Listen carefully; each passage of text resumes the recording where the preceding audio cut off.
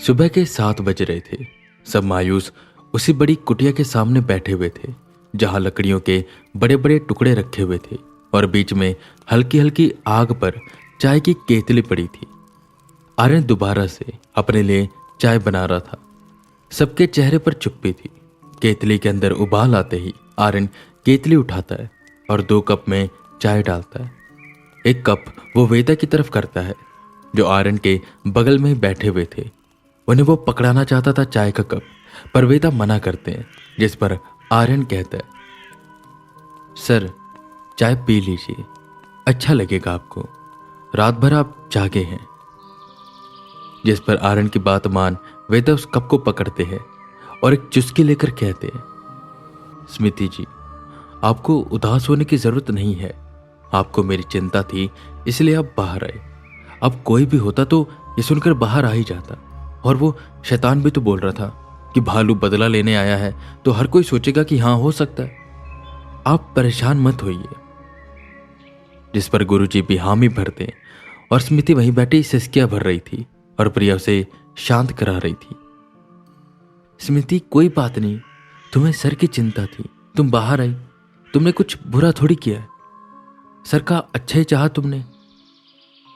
स्मृति शांत नहीं हो रही थी, जिस पर गुरुजी से समझाते हैं, अरे बेटी बस करो, हम समझते हैं तुम्हारी भावनाओं को, ऐसा होता है। और सच कहूं तो मुझे भी नहीं पता था कि वेदा के अंदर की दबी इच्छाएं और गम इतना ज्यादा होगा, क्योंकि वो जो छाया थी वो बहुत ताकतवर थी। और वो ताकतवर इसलिए थी क्योंकि वेदा के अंदर इच्छाएं काफी दफन है और वो और भी ज्यादा खतरनाक हो चुकी थी। तो इसमें आपकी गलती नहीं है। मुझे भी आवाज आती तो मैं भी बाहर आ जाता। कोई बात नहीं बेटा। वेदा, आज हम फिर से कोशिश करेंगे और आज मैं तुम सबकी रखवाली करूंगा। आज सिर्फ वेदा नहीं, हम सब जागेंगे और मेरी कुटिया में रुकेंगे, सब साथ रहेंगे और सुरक्षित रहेंगे। ये सुनते ही आर्यन एकदम से खुश हुआ। आपकी कुटिया? सच कहूं मेरा कब से मन था उसके अंदर जाने का और देखने का कि अंदर क्या क्या है, पर आपने कभी जाने नहीं दिया। मैं सोचता हूं उसके अंदर क्या होगा, जैसे कि पुरानी किताबें होंगी, वेद होंगे, ग्रंथ होंगे और शायद हथियार भी जो कि पुराने जमाने के हो। सच में मजा आ जाएगा। जिस पर वेदा बोले, आर्यन शांत रहो, ऐसे नहीं बोलते, और मैं क्षमा चाहता हूं, मेरी गलती है इसमें। मैंने कभी देखा ही नहीं कि मैं अपनी इच्छाओं को कितना ज्यादा दबाता जा रहा हूं और मेरे अंदर गम भी कितना ज्यादा है। बचपन में मेरी प्यारी बहन मारी गई, एक शैतान ने उसे मार दिया और नाम लग गया मेरा। मेरे माँ बाप ने मुझे घर से निकाल दिया। छोटी उम्र में मैं किसी तरह बनारस पहुंचा। मेरे जो गुरुजी थे उनसे मिला, उन्होंने मुझे सही दिशा दिखाई, शिक्षा दी। और एक रात उनकी भी रहस्यमय तरह से मौत हो गई। राजन था हमारा साथी, है ना आर्यन? कितना नेक इंसान था। मेरी वजह से उसकी भी मौत हो गई। उसका कटा सर मेरे पैरों पर आकर टकराया था और मुझे आज भी वो दृश्य भूलता नहीं है। सब कुछ मेरे सामने ऐसे ही चलता रहता है। बड़ा हुआ सोच अपने घर जाऊंगा, अपने माँ बाप से मिलूंगा। अपने गांव पहुंचा तो पता चला उस शैतान ने सबको मार दिया है, मेरे माता पिता को भी। बदला लिया मैंने, मार दिया उस शैतान को, पर क्या मिला मुझे? क्या मेरे माता पिता वापस आ गए, मेरी बहन वापस आ गई? हाँ, बस यह है कि शैतान अब किसी और को नहीं मार पाएगा।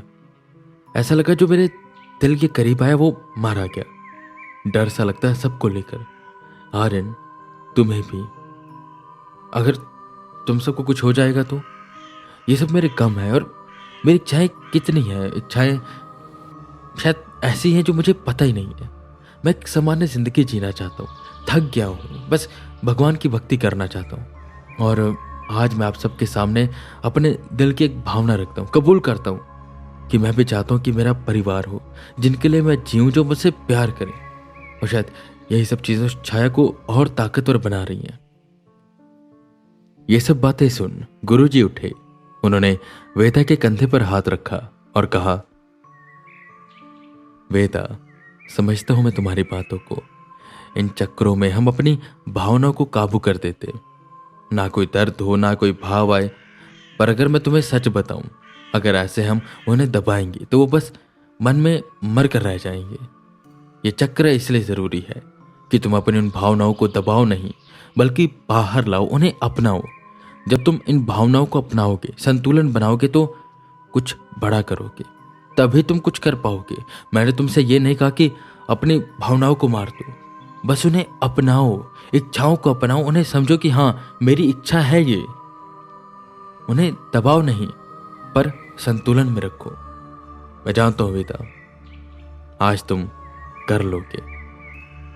सबका मूड ये सब सुनकर हल्का हो गया। स्मृति भी शांत हुई, पर वेदा की यह कहानी सुन उसका दिल और पसीज गया था। ना जाने क्यों वेदा को देख उसके दिल की धड़कन तेज हो जाती थी। उनकी आवाज सुन उसे लगता था कि यहां कोई ना हो, बस वो और वेदा हो, और वो पूरा दिन बस वेदा की बातें सुनती रहे। वो उनके साथ घूमे, और ये भाव स्मृति को बिल्कुल भी समझ नहीं आ रहा था उसे क्या महसूस हो रहा है। आज तक ऐसा उसे कभी भी महसूस नहीं हुआ था। खैर, ये सब करते करते शाम हुई। वेदा पानी में उतरे और बाकी सब गुरुजी के साथ उनकी कुटिया में गए। काफी बड़ी कुटिया थी, और जैसा आर्यन ने सोचा था वैसे ही ग्रंथ, वेद और कुछ पुराने जमाने के हथियार भी रखे हुए थे। जमीन पर 3 चटाइयां बिछी हुई थी, और उससे थोड़ी दूरी पर एक चारपाई थी जो शायद गुरुजी की थी, और ये चटाई उन्होंने शायद उन तीनों के लिए बिछाई थी। आर्यन उन सब चीजों को गौर से देख रहा था, पर वो किसी चीज को छूता नहीं है, बस अपनी चटाई पर जाकर बैठ जाता है और पूछता है, गुरुजी, वो जो कल रात आपने उस शैतान पर वार किया था, वो क्या था? और आपके पास भी क्या शक्तियां हैं? और ये जो वेद हैं, हथियार हैं, इन सब के बारे में बताइए ना कुछ। वैसे भी आज पूरी रात जागना है, तो आप सब चीजों के बारे में मुझे ज्ञान दीजिए। आर्यन ने सवालों की वर्षा शुरू करी, जिस पर प्रिया कहती है, आर्यन चुप कर, कितने सवाल पूछता है तू? गुरुजी से पर्सनल चीजें नहीं पूछ सकता, और वो तुझे क्यों बताएंगे? हंसते हुए गुरुजी अपनी खाट पर बैठे और बोले, कोई बात नहीं प्रिया बेटा, ज्यादा बोलना भी कभी कभी सही है, और सवाल तो हमें हमेशा ही पूछते रहना चाहिए। सच्चाई तो ये है, सवाल वो इंसान नहीं करता जिसे लगता है कि उसे सब कुछ पता है। सवाल वही करता है जो इच्छुक होता है, जो जानना चाहता है।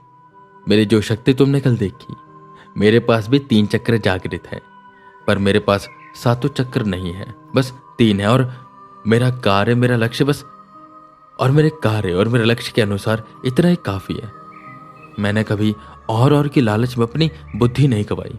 जितना प्राप्त उतना ही पर्याप्त। और रही बात ये वेद, ये ग्रंथ, ये सब ज्ञान लेने के लिए है।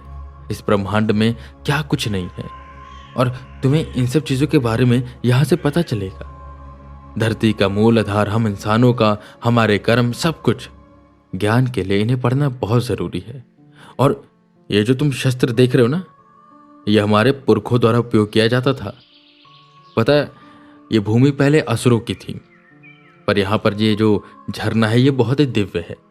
यहाँ पर तपस्या करना बहुत अच्छा है, और मेरे पुरखों ने यहाँ पर असुरों से लड़ाई की, उन्हें हराया। ये भूमि इसलिए ना तो असुरों की है, ना देवों की, ना इंसानों की। वैसे ये हमारी भी नहीं है, बस यहाँ पर असुर नहीं है, कुछ बुरी शक्तियां हैं जिन्होंने बसेरा ले लिया है। पर ना ही वो मुझे कुछ कहती है, ना ही हम उन्हें। हम एक साथ रह रहे हैं किसी तरह। पर जिस दिन असुर आएंगे, मैं ये शस्त्र लेकर लड़ूंगा। ये शस्त्र बहुत ताकतवर है। आर्यन, इसे उठाकर देखो तो। जिस पर आर्यन उठा और उठाने गया वो हथियार, और वो उसे उठा ही नहीं पाया। गुरुजी, ये तो बहुत भारी है।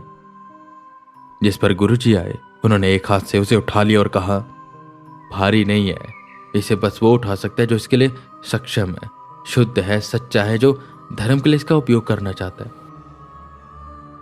ये सुन प्रिया हंस पड़ी और बोली, मुझे तो पहले ही पता था आर्यन अधर्मी है, एक नंबर का छोटा और लालची इंसान है, अपने स्वार्थ के लिए कुछ भी कर सकता है। ये कहां से इसे उठा पाएगा?